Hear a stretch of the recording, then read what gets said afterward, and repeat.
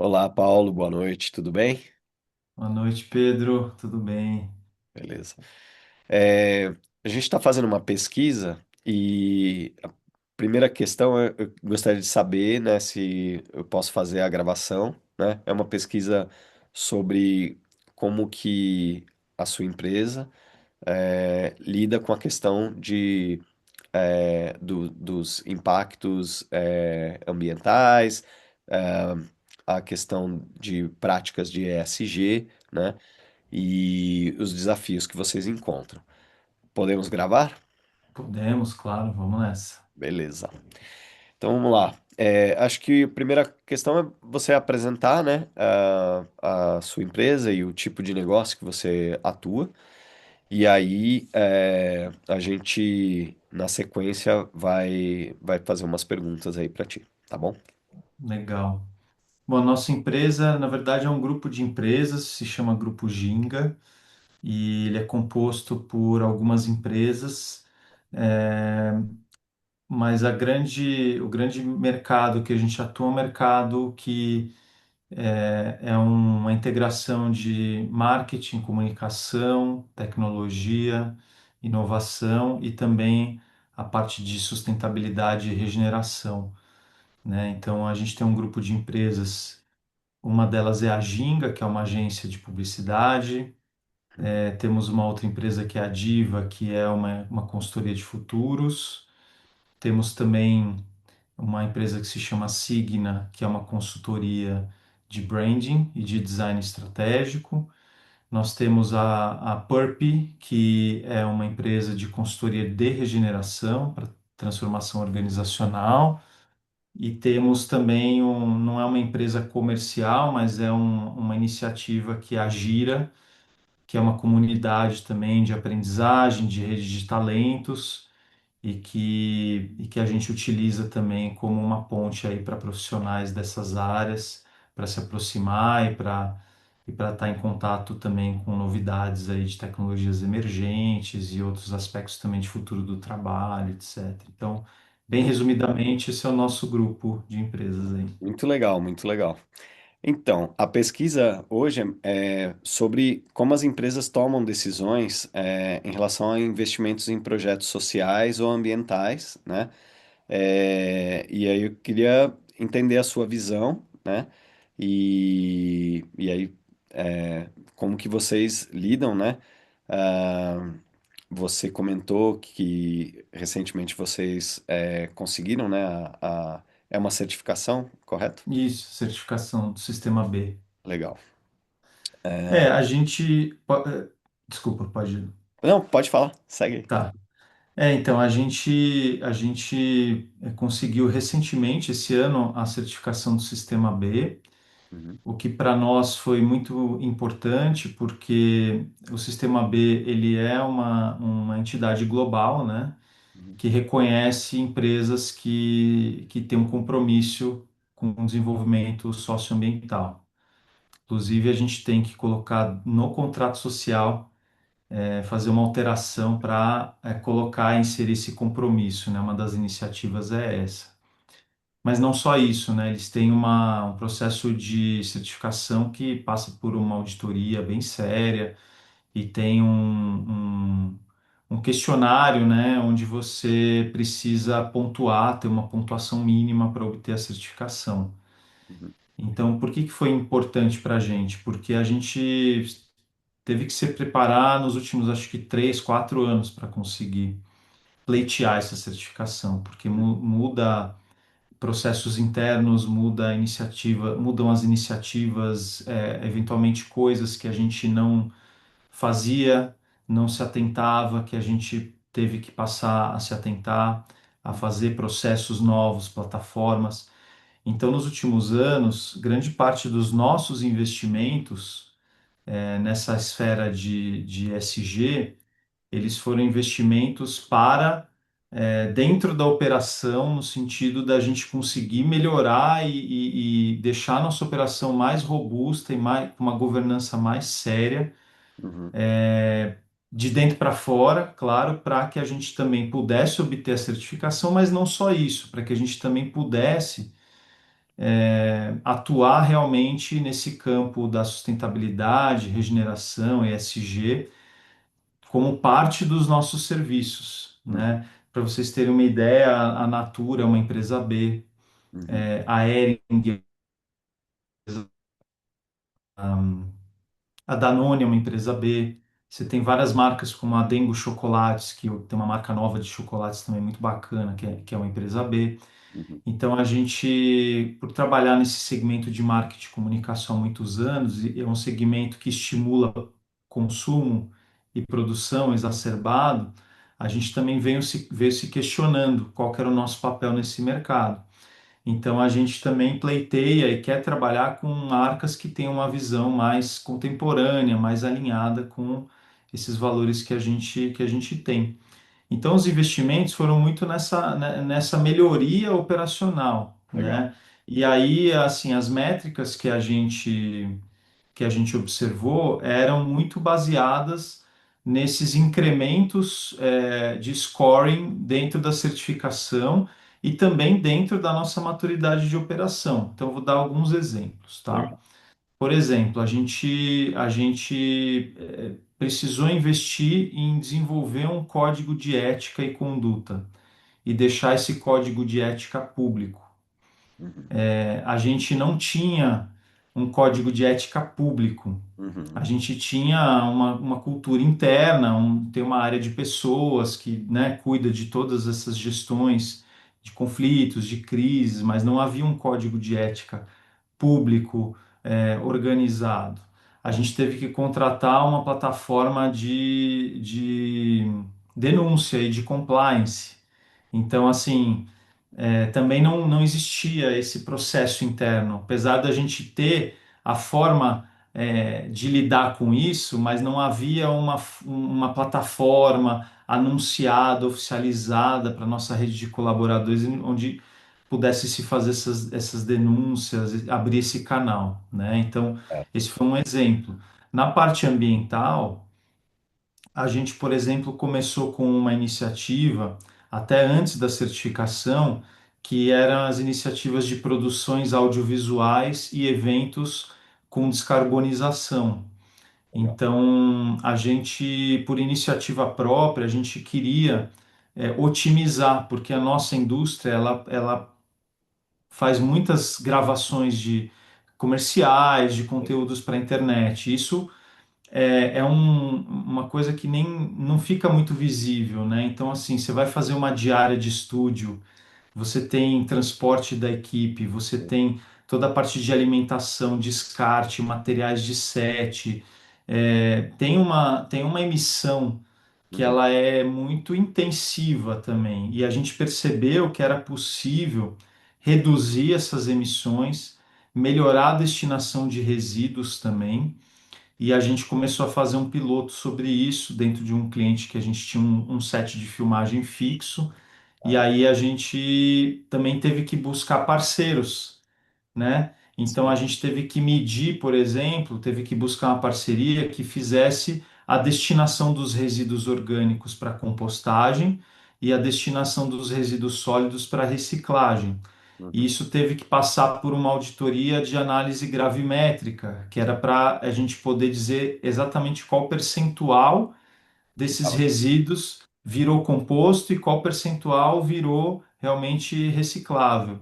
Uhum, E o que não pôde ser também descarbonizado, aí a gente entrou com a compensação, né, com a neutralização dessas emissões. Então a gente também teve que encontrar parceiro que tivesse também esse serviço de venda de crédito de carbono, mas também nesse mercado é um mercado já que é muito pulverizado e tiveram, né, nos últimos anos, muitas questões de fraude, muitas questões até de grandes certificadoras passando por questionamentos públicos. Então a gente teve que realmente fazer uma incursão no mercado para ver que tipo de crédito que eles estavam oferecendo, que tipo de auditoria que eles podiam nos oferecer. Acabei consultando um colega que eu conheci em uma das minhas formações, que trabalhou no mercado de carbono por 30 anos, para avaliar esses créditos e a gente conseguiu colocar isso em contrato com essa empresa, Aham, né? Então a gente foi muito cuidadoso para que a gente pudesse realmente estar comprando, não estar comprando o que a gente chama de crédito podre, né? Ou de crédito fantasma. sim. Mas só para dar também uns números, a gente conseguiu, por exemplo, uma taxa de reciclabilidade dessa iniciativa de 90%. Hoje no Brasil é 4% de taxa de reciclagem de resíduos sólidos e no mundo essa média acho que é 8%.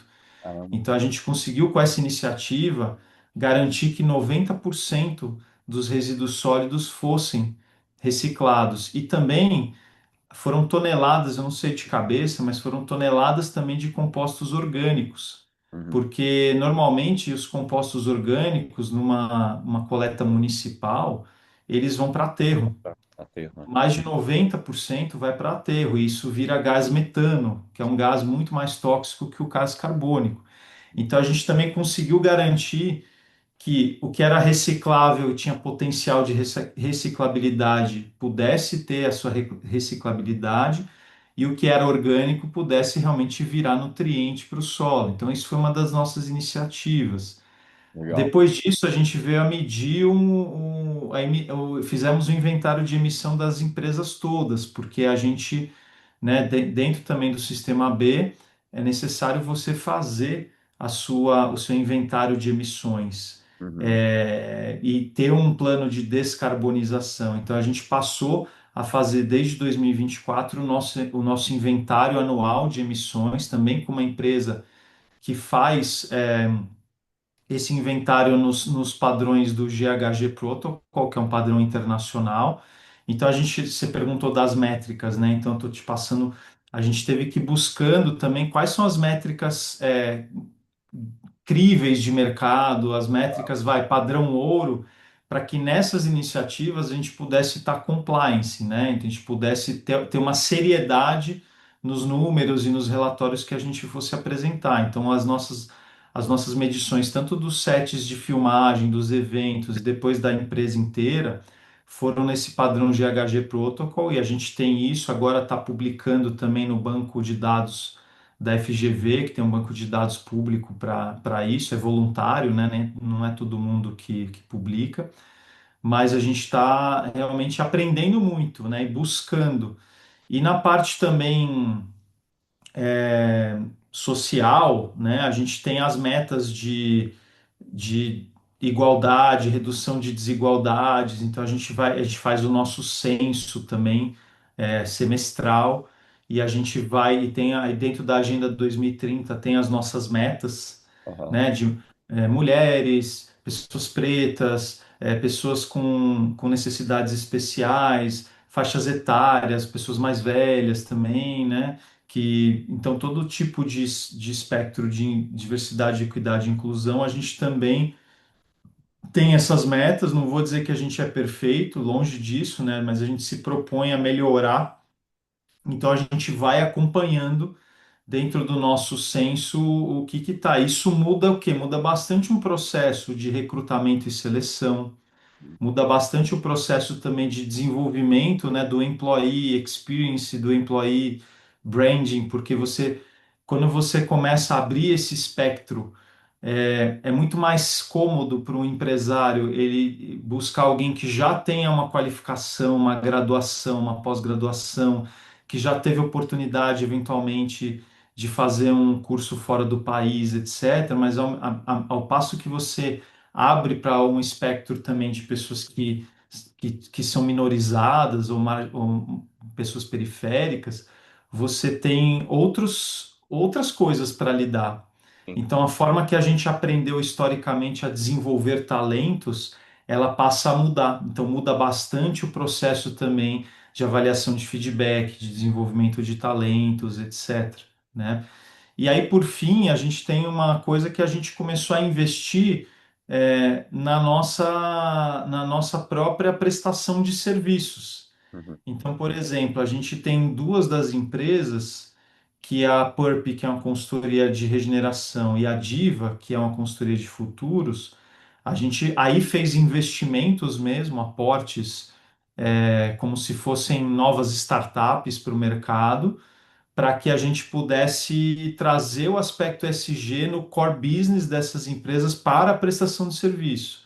Uhum, Então, essa consultoria de futuros, ela faz um diagnóstico de futuro muito amplo para ver se a empresa ela tá ou não mais amiga do futuro, vamos chamar assim, uhum, usando ali vários frameworks, mas claro que os aspectos ESG, eles têm um papel muito importante nesse score que a gente analisa nas empresas. E a outra empresa, que é uma consultoria de transformação organizacional, regeneração, naturalmente, foi uma investida que nós fizemos também para tentar abrir uma frente de mercado mais consultiva nisso. Então, a gente também explorou essas teses e começou a aprender com elas, né? Eram teses relativamente novas para a gente. Então, a gente agora está aprendendo o que funciona, o que funciona, o que não vale a pena, resistência do mercado a esse tipo de serviço, precificação. Discurso, às vezes você coloca um discurso muito agudo e tem aversão, sobretudo nosso segmento é de grandes empresas, e às vezes você vê uma aversão, uma reatividade a um discurso que é muito mais agudo, pró-ESG, então a gente tem que às vezes adotar uma linguagem que fique mais próxima do executivo, mas que consiga passar o que a gente quer passar, então a gente foi aprendendo, né? Não sei se eu legal. consegui responder, Não, mas respondeu sim, super. legal. Trouxe até já vários elementos do contexto seguinte, né? Que seria justamente entender como que é o processo de escolha. Você já trouxe algumas respostas aí, é, que, enfim, vocês têm as escolhas que vocês fazem, né? Diretamente, mas também vocês influenciam as escolhas dos parceiros, né? Tanto do lado dos clientes como do lado dos fornecedores. Isso é muito interessante. E aí eu queria entender, assim, você citou, né, essa questão do crédito de carbono, né, que vocês tiveram que lançar a mão aí de amigo, né, de conhecidos aí, para conseguir é, é, compreender, né, e ter mais confiabilidade naquilo que estava sendo oferecido e apresentado. E aí eu queria entender, assim, como que foi isso, esse processo? É, foi, cê- foi uma coisa tranquila? Você acha que tem formas de fazer isso que podia ser mais, é, resolver isso de outra maneira? É, qual que é a parte mais chata, né? Nessa, É, nessa questão de identificar o impacto real, né? eu acho que no nosso caso não foi tranquilo porque a gente se propôs a ir fundo, no Uhum, sentido de entender que tipo de crédito, que tipo de projeto, da onde estava vindo aham, esse crédito. Porque hoje o crédito de carbono ele é tratado como uma commodity. sim. E ele custa lá 120, R$ 150 a tonelada. Então, é uma commodity até barata, vamos colocar assim, Uhum, né? É, pelo menos dentro do nosso segmento, são poucos créditos, porque a gente não é uma indústria. A aham, gente é uma empresa, nós somos um grupo de empresa de serviço. certo. Então a gente é um baixo emissor. Se você vai para uma indústria de qualquer natureza, né, da moda, agropecuária, automotiva, whatever, né, o que for. Você vai ver que, puxa, aí eles têm uma emissão muito mais robusta que a nossa. Mas assim, por 120, R$ 150 você compra lá uma tonelada de carbono. Uhum, Então isso até é um pouco sedutor, né? Você fala, resolve aí, compra o crédito lá e tá tudo certo. Mas que crédito é esse, aham, né? Ele é de um projeto agroflorestal, ele é de um projeto que está restaurando terras de desmatamento, ele é de um projeto que envolve o aspecto ambiental e também de comunidade local, ele é um projeto de energia limpa, uhum, solar, eólica. Então, que tipo de projetos que são esses que desses créditos e qual o padrão também de certificação desses projetos. sim. Porque hoje você tem algumas certificadoras que eles chamam de padrão ouro, e que mesmo essas certificadoras, elas, como eu falei mais cedo, elas tiveram algumas questões, alguns questionamentos públicos a respeito do tipo de projeto, seja um projeto que só vai gerar os créditos efetivamente daqui 10, 15 anos, porque a mata precisa crescer, né? Precisa passar a produzir esse crédito. Ele é uma coisa que você está vendendo a valor presente, na verdade, uma coisa que você vai entregar só no futuro. Ou às vezes também uma área que já é uma área que não é devastada, então que já é uma área que por si só ela captura carbono, mas a partir do momento que positivou essa área, ou seja, que essa empresa entrou, ela passa a gerar crédito. Então houve esse questionamento, pô, mas já gerava carbono, né? Já capturava carbono antes, agora você está dizendo só que você auditou e você Sim. está vendendo isso, mas não é uma área que você está regenerando e aí sim ela passa a gerar créditos, né? Então teve muito essa questão também de se buscar áreas que já eram áreas muito preservadas e falar, puxa, mas isso não está capturando carbono novo, a gente precisa de captura de carbono novo. Então, no nosso caso, a gente foi entendendo esses tipos de projeto, não que a gente seja especialista, eu aprendi demais, mais longe de ser especialista, mas a gente foi entendendo qual era a certificadora mais adequada, por quê, e mesmo dentro de uma certificadora tida como padrão ouro, que tipos de projeto que a gente optaria por investir, Aham. né? Então, aí a gente definiu junto com o parceiro, colocou isso em contrato, e até o ano passado, isso já mudou, eu fiquei um pouco chateado com isso, porque tem um órgão da ONU, eu esqueci, acho que é o NFCCC.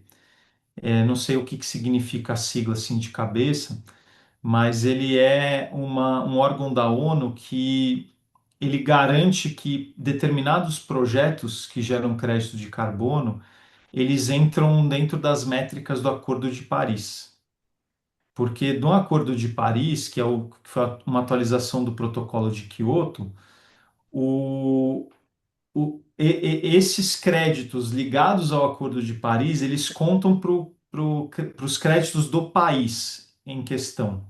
E tem muitos créditos do mercado voluntário que não contam. Ah, Então você pode até comprar, investir nesses créditos de mercado voluntário, mas você não estaria ajudando o seu país aí a. ajudando o seu país a bater as metas de descarbonização. Então, até o ano passado, a gente conseguiu que esses créditos fossem ligados a esse órgão, a essa sigla da ONU, mas agora parece que uma regulamentação geral desmembrou. Ah, Então, os créditos que você compra no mercado já não vão ser ligados à ONU e não tem como você fazer isso. Só projetos muito específicos e tal, não sei tecnicamente explicar, mas a gente não vai poder mais comprar esse tipo de crédito, que me deixava muito feliz, porque eu falo, puxa, eu estou investindo num projeto bacana e que está atrelado ali ao Acordo de Paris, então de alguma forma a gente está contribuindo, né? entendi. Mas foram esses os critérios, assim, né, que a gente utilizou de ir a fundo, de investigar e de entender realmente, né, aonde que a gente estava investindo. Eu imagino que com todos esses cuidados, assim, provavelmente vocês não tiveram esse tipo de questionamento de se vocês estavam fazendo isso meio que superficialmente, porque, pelo que você está me relatando aqui, vocês tiveram um cuidado bastante profundo, né? Então, não sei se essa pergunta ela encaixaria, né? Mas se já teve alguma situação em que vocês precisaram é, enfrentar algum questionamento de que vocês estavam Uhum. fazendo tipo um greenwashing, ou alguma coisa assim. A Mas, gente, a gente sempre tomou muito cuidado, né? Por exemplo, a gente ainda não comunicou, a gente recebeu o selo do Sistema B faz cerca de um mês. tá? A gente submeteu a nossa aplicação no meio do ano passado, então foi um processo de 9 meses aí praticamente. Mas antes da submissão, como eu falei, teve um preparo de alguns anos para trás. E a gente não se sentia à vontade de comunicar algumas dessas iniciativas. Não porque a gente não tinha um sistema B, porque você pode comunicar sem ter a certificação, mas é claro que a certificação ela te dá uma chancela. Sim, E então a gente nunca falou abertamente para o mercado sobre essas iniciativas que a gente tem em ESG.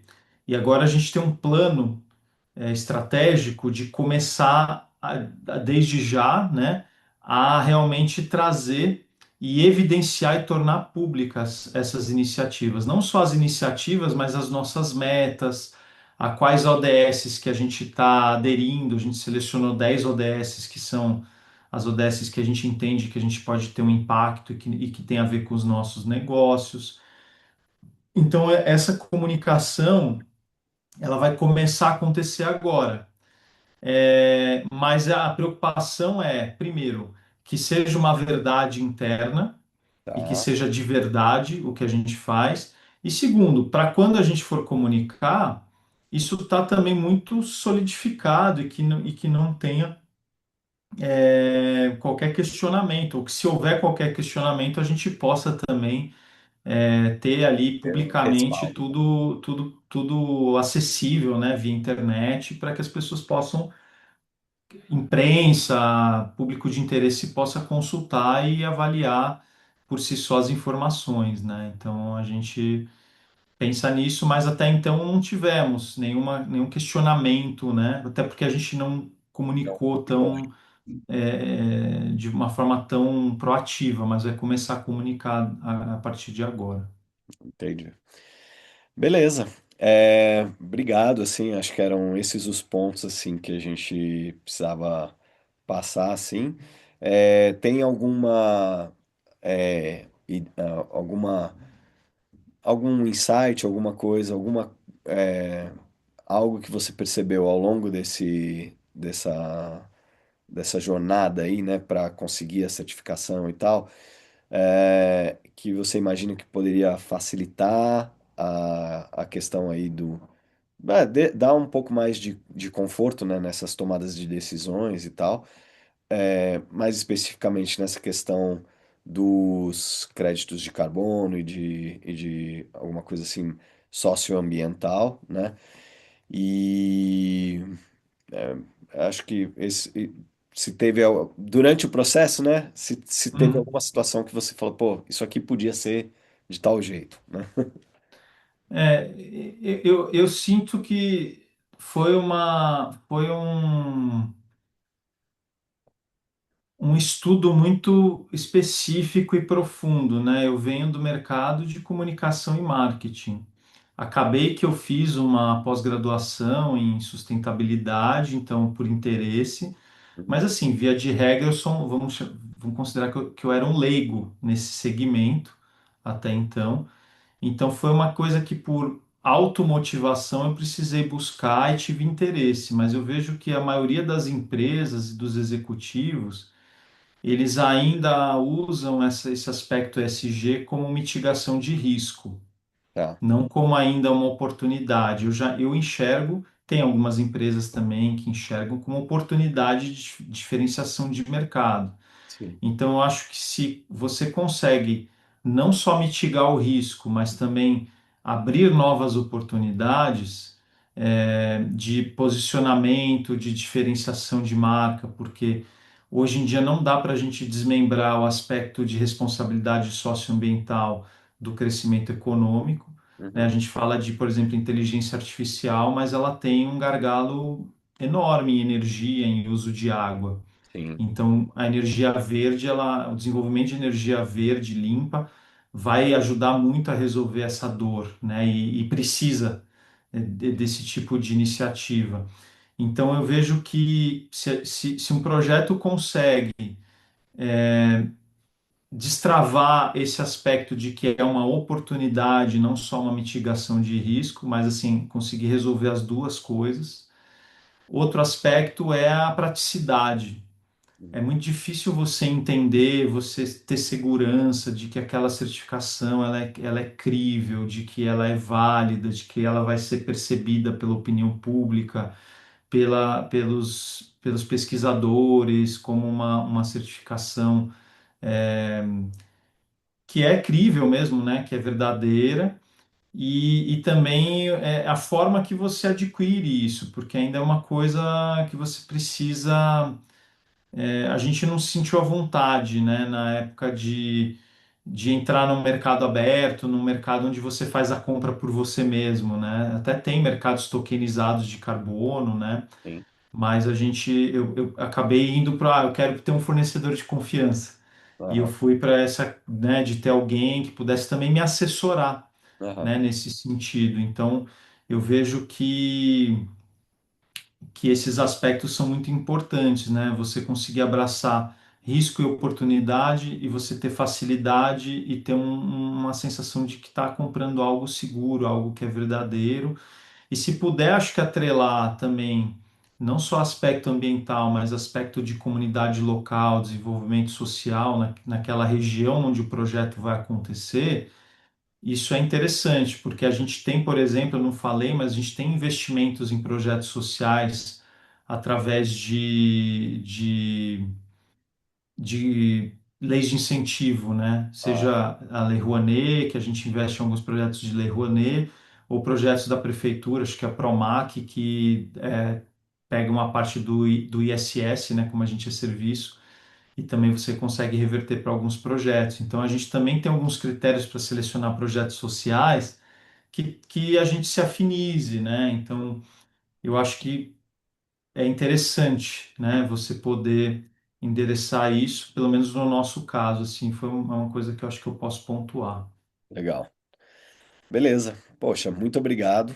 E se você puder também compartilhar, depois você pode me passar por mensagem, se você lembrar o nome de algum outro empresário, alguém que a gente possa fazer futuras entrevistas aí com também para entender, né, essas dores e esses processos, né? É, principalmente nessa questão da pressão pela transparência, etc. Aí você pode me passar por mensagem depois, tá? Beleza. E é isso. Muito obrigado. Valeu. Valeu, Pedro. Grande abraço. Obrigadão.